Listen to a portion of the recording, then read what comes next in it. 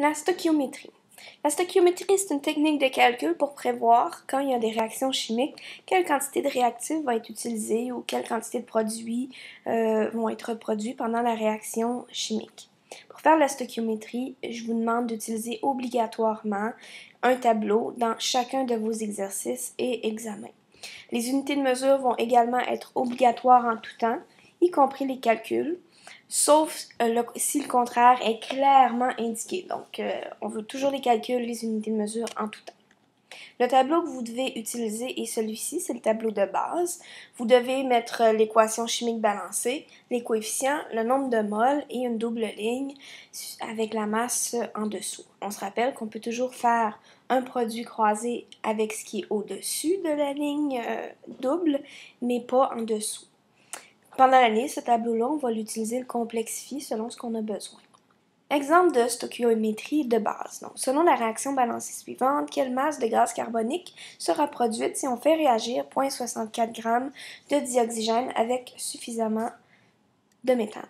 Dans un premier temps, on écrit l'équation chimique. Elle est déjà donnée ici et elle est déjà balancée. Si ce n'était pas le cas, il faudrait l'écrire et aussi la balancer. On écrit également les coefficients. Dans ce cas-ci, sont déjà notés. C'est les proportions dans lesquelles chaque molécule va réagir entre elles pour donner les produits qui sont là dans les mêmes proportions. Ensuite, on va mettre les données du problème dans notre tableau. On dit qu'on fait réagir 0,64 g de dioxygène, donc dans la colonne de grammes ou de masse, on va mettre en dessous du dioxygène 0,64 g. Et on cherche la masse de gaz carbonique produite, donc la masse encore dans la même rangée, et en dessous du CO2 dans ce cas-ci. On n'a pas le droit de faire de produits croisés entre les moles et les grammes ou entre les coefficients et les grammes. Donc, on doit monter verticalement de grammes à moles. C'est donc la première étape qu'on va faire, transformer les grammes en moles à partir de la masse molaire. Dans ce cas-ci, c'est la masse molaire du dioxygène. Une mole de dioxygène, c'est 32 grammes. Je l'ai trouvé dans mon tableau périodique. Donc, si j'ai 0,64 grammes, j'ai donc 0,02 mol de dioxygène que je vais mettre dans mon tableau, dans ma rangée de moles. Ensuite, on doit faire un produit croisé entre les coefficients et les moles pour savoir j'ai combien de moles de CO2. Donc, tout ce qui est au-dessus de ma ligne double, je peux faire un produit croisé. C'est d'ailleurs le seul calcul qui n'est pas obligatoire dans le détail des calculs en stoichiométrie.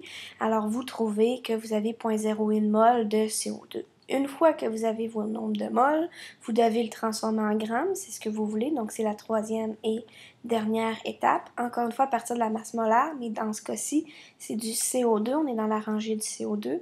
Une mole de CO2 a une masse de 44 grammes, donc si j'ai 0,01 mol, je retrouve une masse de 0,44 grammes. Je mets ma réponse dans mon tableau et je l'identifie clairement à la fin de mon problème.